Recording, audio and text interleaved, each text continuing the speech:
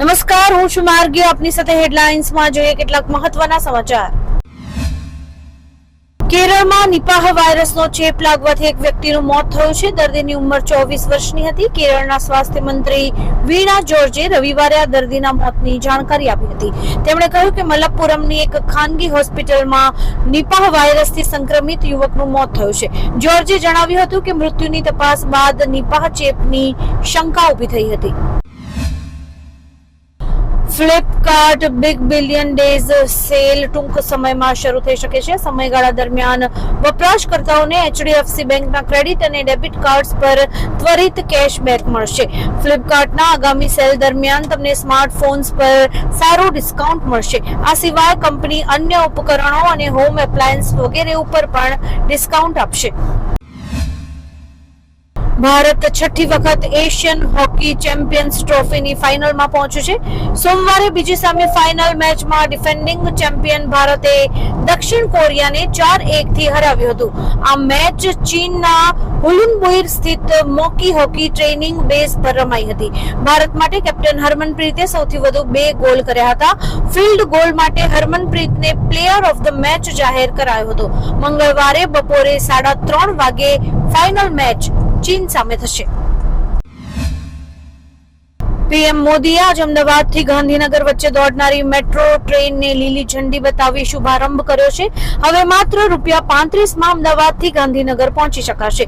PM મોદીએ metro ટ્રેનમાં જાતે જ ટિકિટ લઈને ગાંધીનગર સેક્ટર 1 થી ગિફ્ટ સિટી સુધીની મુસાફરી કરી છે. પીએમ મોદીની સાથે મેટ્રોની આ સફર દરમિયાન રાજ્યપાલ આચાર્ય દેવવ્રત અને મુખ્યમંત્રી ભૂપેન્દ્ર પટેલ પણ જોડાયા હતા. આજકાલ હોરર કોમેડી ઝોનર ફિલ્મ મેકર્સ અને ઓડિયન્સ બંનેને બહુ જ પસંદ પડી રહ્યો છે. એક પછી એક હોરર કોમેડી ફિલ્મ્સ આવી રહી છે અને તે સફળ પણ થઈ રહી છે. તેથી ફિલ્મ મેકર્સ માટે પણ એક લોભામણી સ્ટાઇલ બની રહી છે.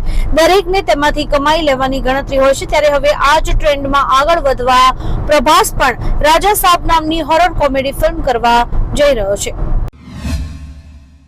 સુરેન્દ્રનગરમાં માર્ગ અકસ્માતના 3 જુદા જુદા બનાવોમાં 2 વ્યક્તિના મૃત્યુ થયા છે તેમજ 4 લોકો ઇજાગ્રસ્ત થયા છે.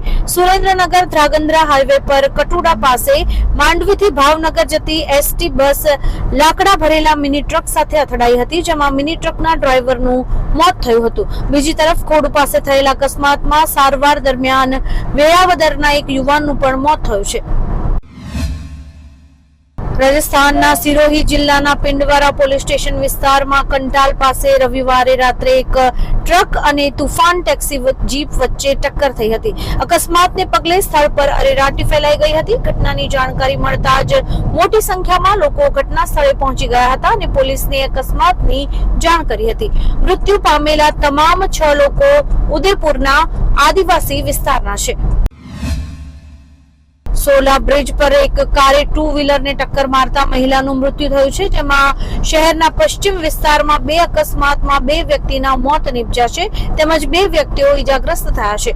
સોલા બ્રિજ પર કાર ચાલકે 2 વ્હીલરને ટક્કર મારતા એક મહિલાનું મોત થયું હતું અને 2 વર્ષના બાળક સહિત 2 ઇજાગ્રસ્ત થયા હતા. બોપલ સોગો સેન્ટર પાસે રોડ ક્રોસ કરી રહેલા યુવકને કાર ચાલકે અડફેટે લેતા તેનું પણ મોત થયું હતું.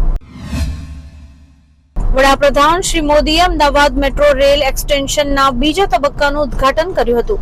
મેટ્રો રેલ નેટવર્કનો બીજો તબક્કો ગુજરાત મેટ્રો રેલ કોર્પોરેશન દ્વારા ગુજરાત સરકાર અને ભારત સરકારના સહયોગથી વિકસાવવામાં આવ્યો છે. વડાપ્રધાન સેક્ટર 1ના સ્ટેશનથી ગિફ્ટ સિટી સુધી મેટ્રોમાં બેસીને મુસાફરી કરવાના હતા. કચ્છનું મુન્દ્રા પોર્ટ ફરી એકવાર વિવાદમાં આવ્યું છે. પોર્ટ પરથી 110 કરોડની પ્રતિબંધિત ટેબ્લેટ્સ ઝડપાઈ છે.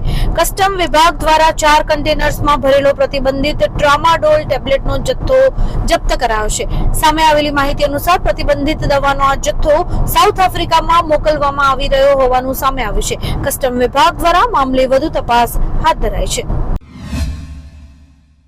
વડાપ્રધાન શ્રી મોદી આજે દેશની પ્રથમ વંદે મેટ્રો ટ્રેનને લીલી ઝંડી આપવાના છે. તે પહેલા આજે રેલવે એક મોટો નિર્ણય લીધો છે. વંદે મેટ્રો ટ્રેનનું નામ બદલીને નમો ભારત રેપિડ રેલ કરવામાં આવ્યું છે. દેશની પ્રથમ નમો ભારત રેપિડ રેલ ભુજ અને અમદાવાદ વચ્ચે દોડશે. કોંગ્રેસ નેતા રાહુલ ગાંધી તાજેતરમાં જ અમેરિકાના પ્રવાસે ગયા હતા. દરમિયાન તેમણે ભાજપ અને આરએસએસ પર નિશાન સાધ્યું હતું. આ દરમિયાન તેમણે શીખોને લઈને એક વિવાદાસ્પદ નિવેદન પણ આપ્યું હતું. શિવસેનાના ધારાસભ્ય સંજય ગાયકવાડે રાહુલ ગાંધીને લઈને હવે એક વિવાદિત નિવેદન આપ્યું છે. તેમણે કહ્યું છે કે જે વ્યક્તિ રાહુલ ગાંધીની જીભ કાપશે તેને 11 લાખ રૂપિયાનું ઇનામ અપાશે. મોદી સરકાર ટૂંક સમયમાં જ જાતિ આધારિત વસ્તી ગણતરી કરવાની જાહેરાત કરી શકે છે. સૂત્રોના જણાવ્યા અનુસાર વસ્તી ગણતરી માટે કામ શરૂ થઈ ગયું છે.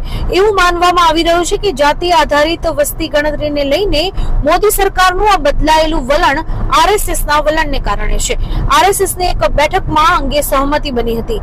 એનડીએના સહયોગી જેડીયુ અને એલજેપીએ જાતિ ગણતરી કરાવવાની માંગણી કરી છે.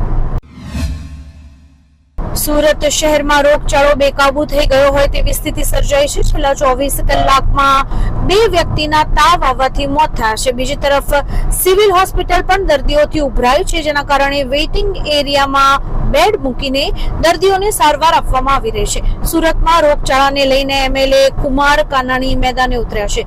કુમાર કાનાણીએ અધિકારીઓને આડે હાથ લીધા છે. તંત્રની આંખ ઉગાડવા આ ધારાસભ્યએ મનપા કમિશનરને પત્ર પણ લખ્યો છે. વડાપ્રધાન શ્રી મોદીના ગુજરાત પ્રવાસનો આજે બીજો દિવસ છે. શ્રી મોદીએ મહાત્મા મંદિરમાં રિન્યુએબલ એનર્જી સમિટનો પ્રારંભ કરાવ્યો હતો. યુનિયન મિનિસ્ટર પ્રહલાદ જોશી મહાત્મા મંદિર પહોંચ્યા હતા. સમિટમાં 40 થી વધુ સત્રો, 5 પ્લેનરી ચર્ચાઓ અને 115 થી વધુ B2B મીટિંગ યોજાશે, જેમાં 140 દેશોના 25,000 પ્રતિનિધિઓ અને 200 થી વધુ વક્તાઓ ભાગ લેશે. વન નેશન વન ઇલેક્શન ક્યારે લાગુ થશે? એનડીએ સરકારના ત્રીજા કાર્યકાળના 100 દિવસ પૂરા થવા પર મોટી માહિતી સામે આવી છે. વડાપ્રધાન શ્રી મોદીએ લોકસભા ચૂંટણી દરમિયાન વારંવાર કહ્યું હતું કે તેમના ત્રીજા કાર્યકાળમાં કેટલાક મોટા નિર્ણયો લેવાશે. સૂત્રોને ટાંકીને એવું જાણવા મળ્યું છે કે one nation one election NDA સરકારના વર્તમાન કાર્યકાળ દરમિયાન જ લાગુ કરાશે. દિલ્હીમાં સીએમ અરવિંદ કેજરીવાલના રાજીનામાની જાહેરાત બાદ નવા મુખ્યમંત્રીના નામ પર ચર્ચા શરૂ થઈ ગઈ છે. મંત્રી આતિશી આ રેસમાં આગળ છે. તેઓ સરકારના સૌથી શક્તિશાળી મંત્રી છે. પરિવહન મંત્રી કૈલાશ ગેહલોત અને સૌરભ ભારદ્વાજના નામ પણ સામે આવી રહ્યા છે. હરિયાણા અને દિલ્હીની ચૂંટણીને ધ્યાનમાં રાખીને પાર્ટી એસસી સમુદાયમાંથી આવતા કુલદીપ ઉપર પણ દાવ લગાવી શકે છે.